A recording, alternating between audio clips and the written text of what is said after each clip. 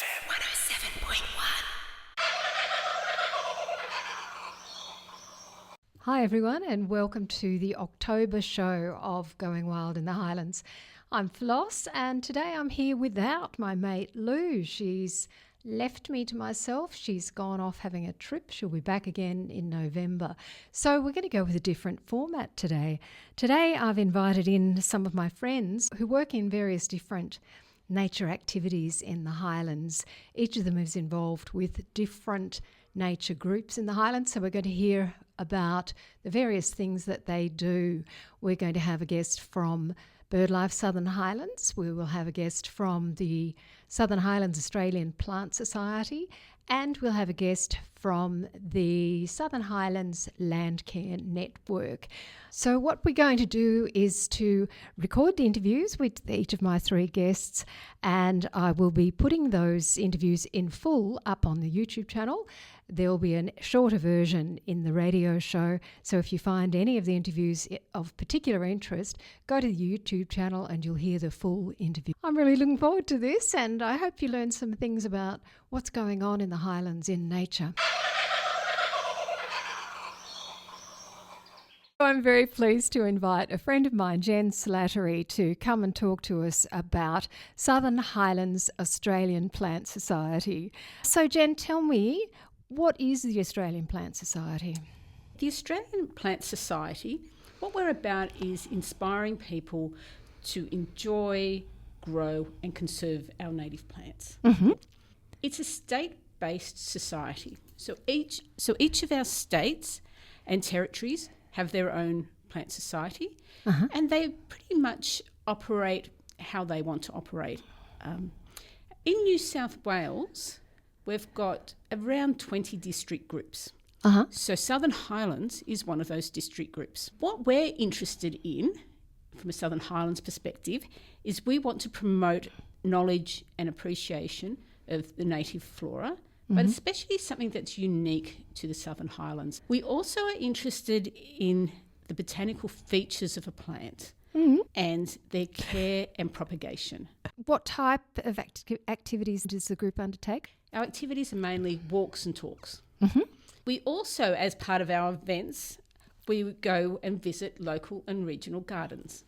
So the local gardens are usually our members' gardens, and they are diverse. So we go out and visit their gardens. The other thing we do is do regional gardens. So we've just recently been down to the Wollongong Botanic Gardens, and they have a range of different Australian gardens. There was waratahs out, there was beautiful Sydney rock orchids. The other garden we've got coming up, which will be soon, is to the Walcott Garden in Canberra. It's a premier native garden in Canberra. We also do walks and talks for seasonal bushwalking, where we've got places of plants that are of interest or biodiversity.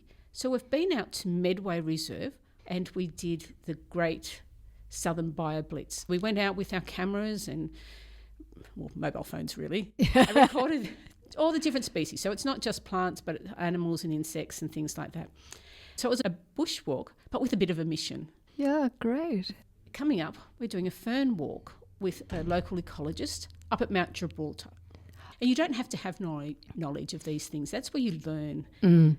So that was going to be another one of my questions. One of the reasons why I haven't really considered joining is because I don't really actually know that much about Australian plants, and I feel like I might be surrounded by very knowledgeable people and just feel intimidated by the whole thing. That's okay. You don't have to have any knowledge about Australian plants to join the group. We do have some people who have a wide range of knowledge. Their knowledge is extensive and it just astounds me. And we have people who have no knowledge. They're people who are here to learn. A lot of our members do like to be able to share their information with people. You've kind of got to ask. They're not pushy and say you need to do this or you need to do that. If they find out what you're trying to achieve, there's usually somebody who's able to point you in the right direction, give you ideas that you might want to try or not try. Right. And so there's no test questions on entry? No test questions, no, nothing like that. And we do provide, I think, a really friendly and collaborative learning space to learn about these plants. So, you don't need to know all these things. And do I have to swear off ever planting a European plant? No. You can plant whatever you like in your garden. Some of our members, they have both exotic and native plants because that suits what they would like to have. Some are doing habitat gardens and they're looking at the birds and the insects, so they'll choose the plants that will suit that.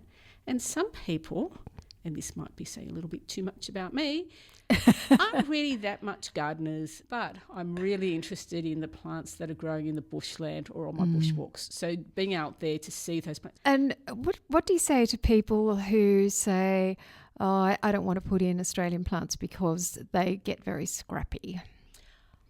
There's a perception out there that Australian plants, you just put it in the ground and don't worry about it again. If you want the plants to thrive, like any plant, you do need to water, fertilise, but with an Australian native fertiliser. You do need to prune, because in nature, the birds, like the rosellas and the cockatoos and things, they do a lot of pruning of plants, the tip pruning, and you might need to mulch. There's always leaf litter around out in the bush. So you do need to do those things. It doesn't require as much as an exotic plant, but they still do need some tender loving care if you want them to look really good. And there's also plant databases available for your specific garden. So the Australian Plant Society in New South Wales, it's got a plant database. It's got over 1,000 plants in it. And what they're trying to do is provide information about all the different species that they're growing and give some botanical information and also some propagation information about how to propagate them, how to grow them. And then our Australian Plant Society at an Australian level, they've got a database that you can just tick on and go, I want something that grows in New South Wales and I want it to have pink flowers and I want it to flower in spring and I want it to be this tall. Wow. And it will come back with all of your different plants. So these resources that you're referring to, can anyone access those? Absolutely. Right. They're free on their websites and you just go through and wow, that's a good hint, everybody. So if I want to join the Southern Highlands Australian Plant Society, SHAPS everyone calls it, everybody, how do I go about that? Because we're a state-based organisation, we go to Australian Plant Society, New South Wales, and you join at a state level. You then can select a district group, so Southern Highlands. So you join at the state level and then you say which district group would you like to be a member of. Fantastic. And then will someone from the group contact you? Yes. Great. So Jen, what's the best part about being a member of SHAPS? Becoming immersed in nature and meeting up with like-minded people. Yeah. Being able to share those experiences with people and the health benefits. Oh, yes. Tell me about the health benefits. Being out in nature, whether you would know from whether it's wildlife, spotting birds or being out with the plants, lowers your blood pressure, increases your immune system, enhances self-esteem, gets you over your anxieties. A day out in the garden or a day out in nature is just a lovely thing. What's the achievement that you're most proud of that your group has done? We've had a lot of activities and a lot of meetings, but the thing that I'm most proud of is the group dynamics. Oh, yes. Our group members are really positive people.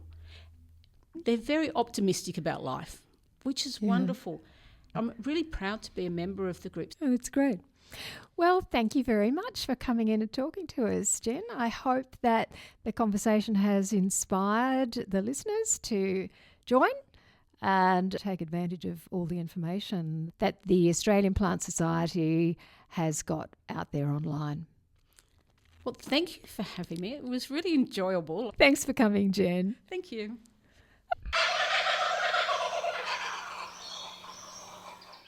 I have with me in the studio a good friend of mine, Heather Kemp. Heather is the Secretary of Southern Highlands Landcare Network.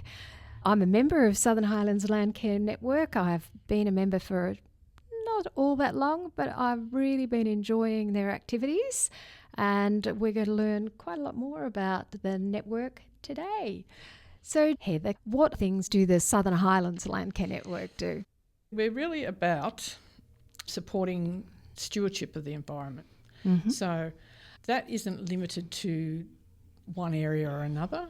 I mean, the river has been our focus and the riparian zones. So riparian zone is that crucial area between the water and the bushland, and that's quite a biodiversity hotspot.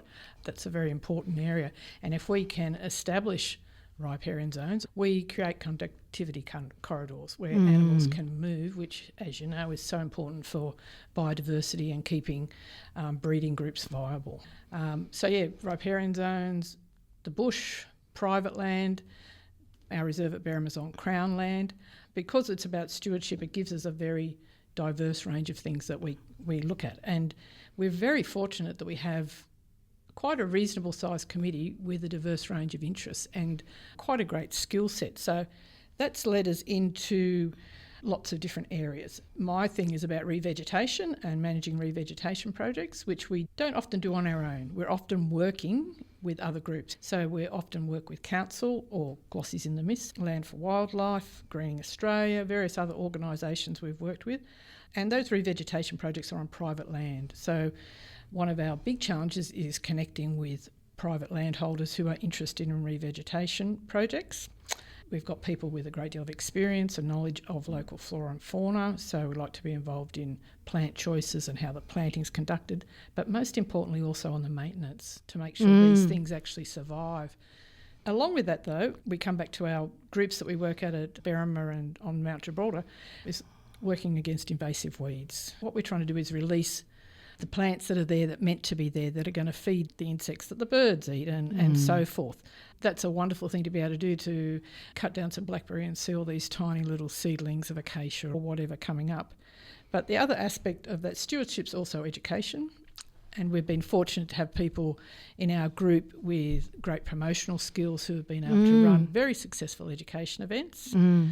So what achievement of your group are you most proud of?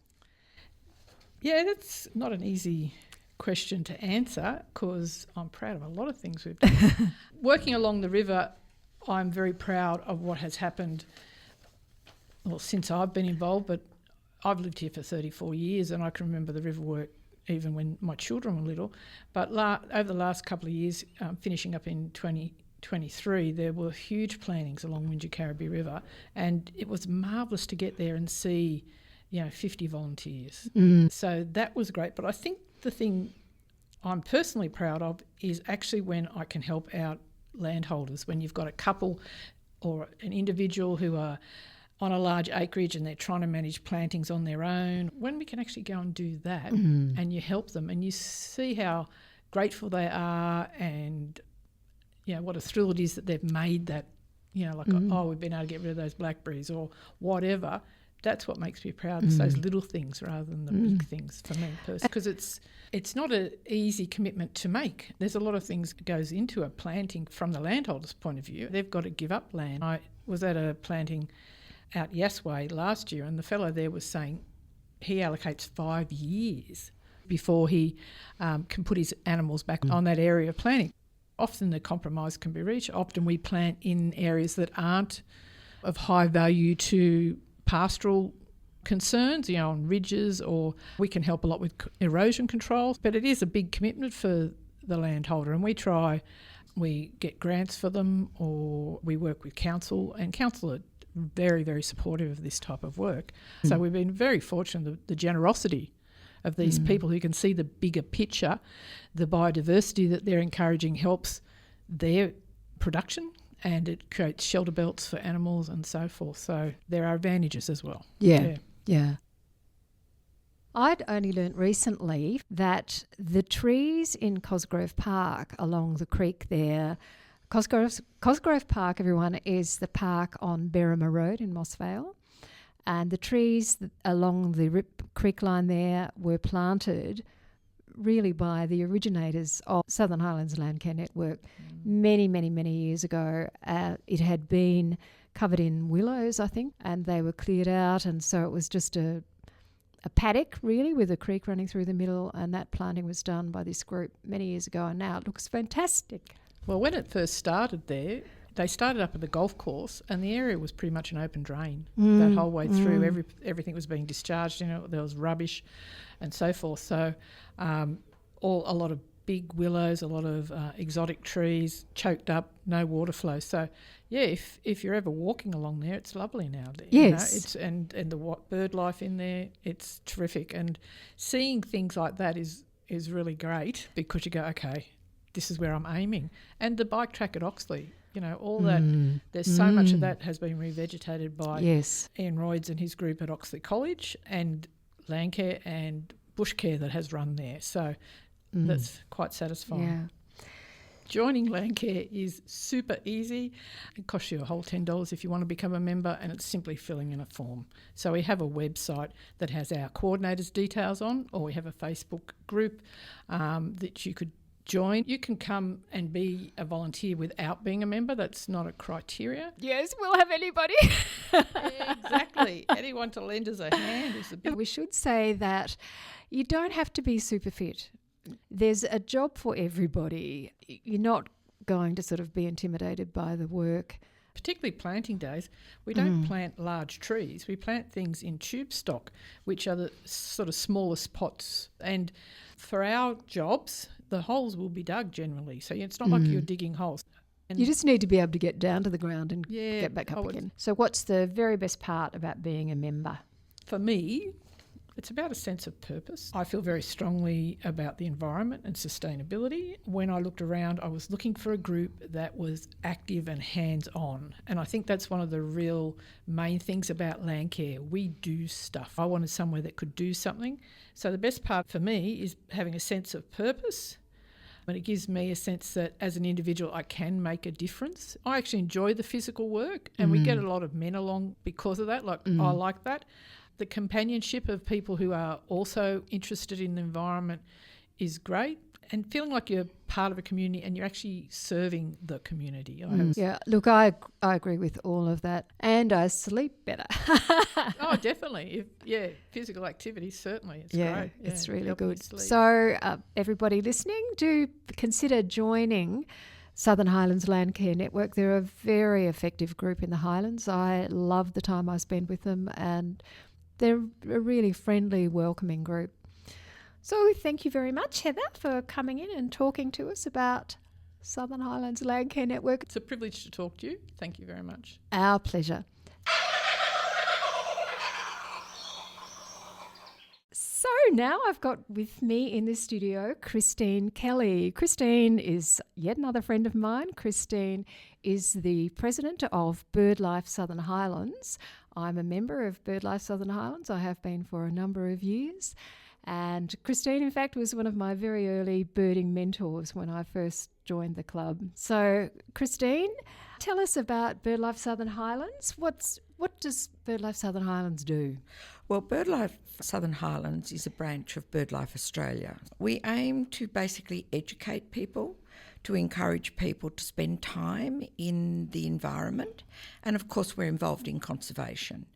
And I guess the big issue that we've been involved in recent times is the cat containment policy. Oh, yes. The cat containment policy has been introduced now into Canberra, and all Canberra suburbs now have to abide by that. We're not against cats. We're not opposed to cats. And I think that that's a very important point to get across, that people shouldn't think that because there's an opportunity to change the rules on cats that people are opposed to them.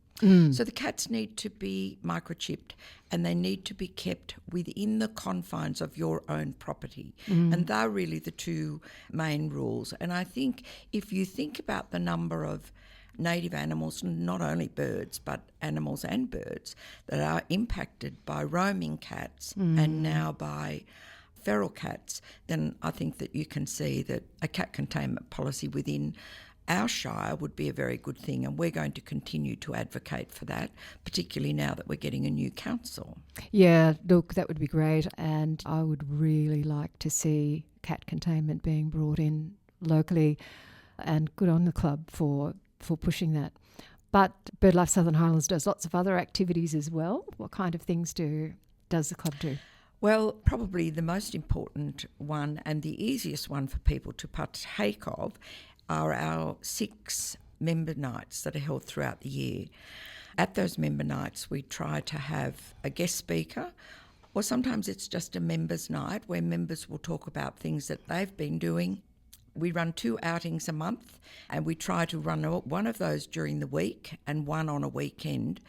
We also publish a quarterly magazine that's only available digitally.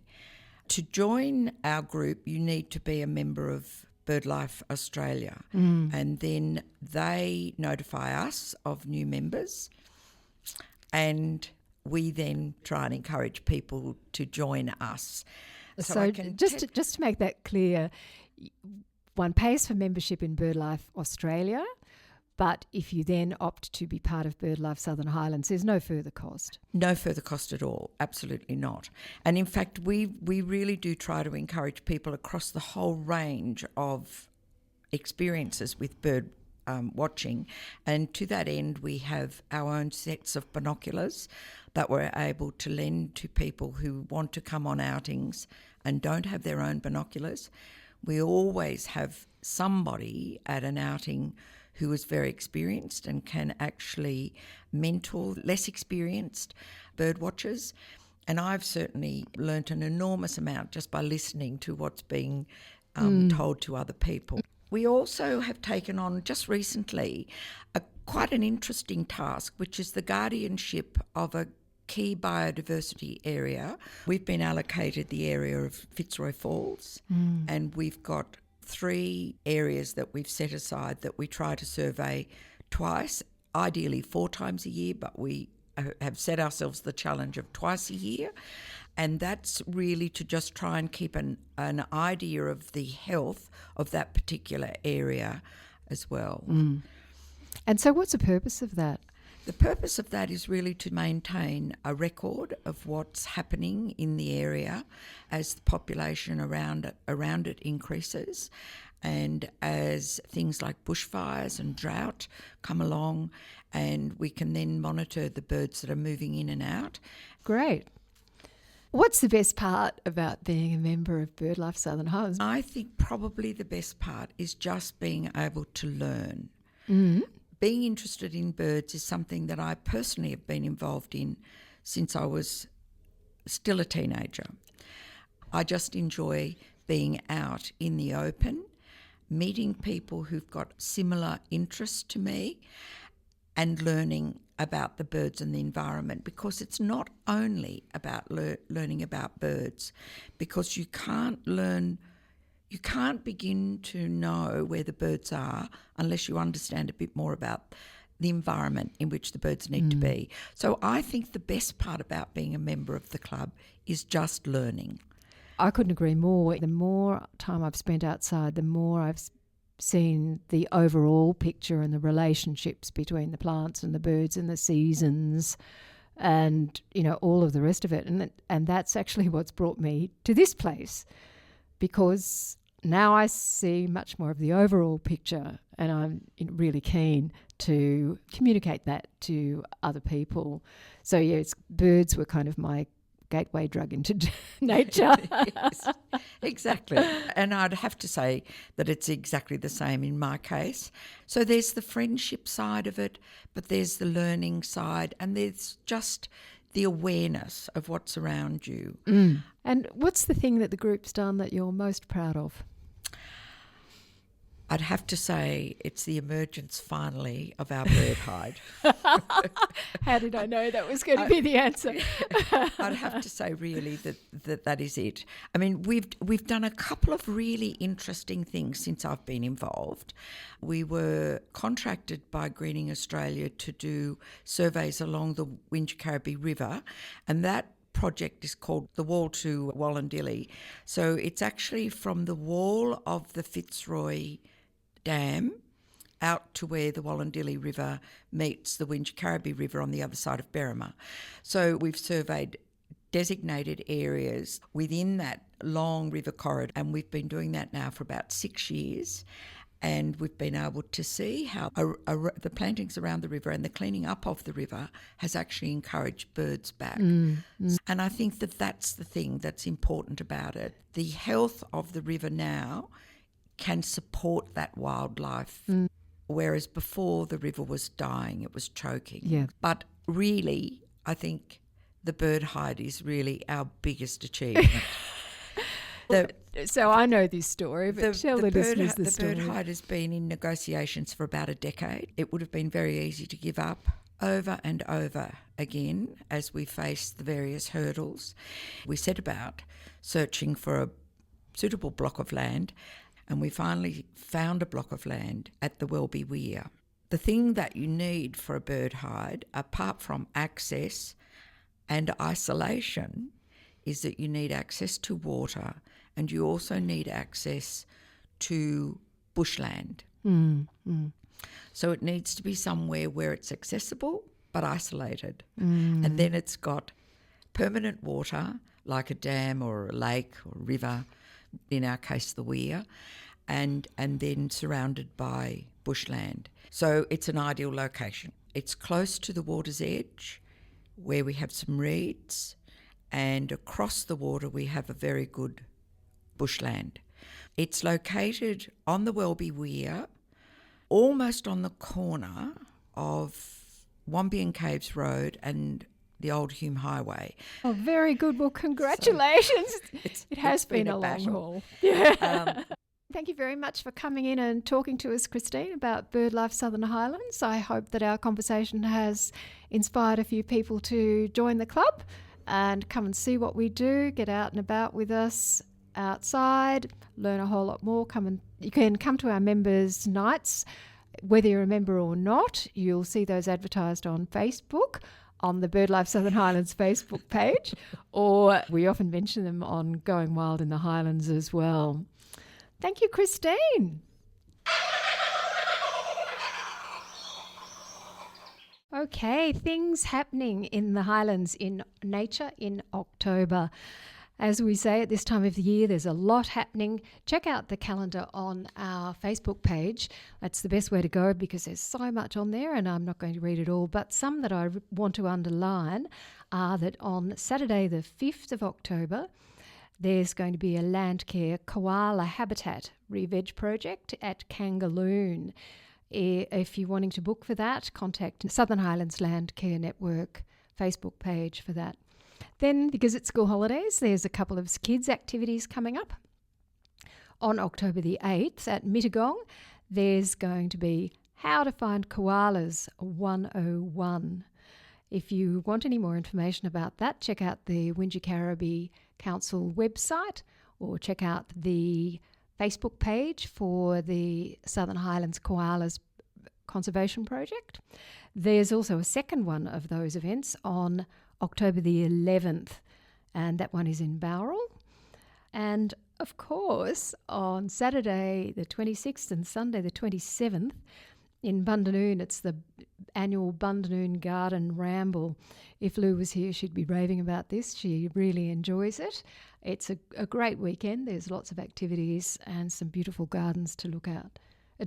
So check all that out. So that was quite a different show for a change, wasn't it, everybody? Thank you very much to my special guests, Christine Kelly from BirdLife Southern Highlands, Jen Slattery from the Southern Highlands Australian Plant Society, and Heather Kemp from Southern Highlands Landcare Network.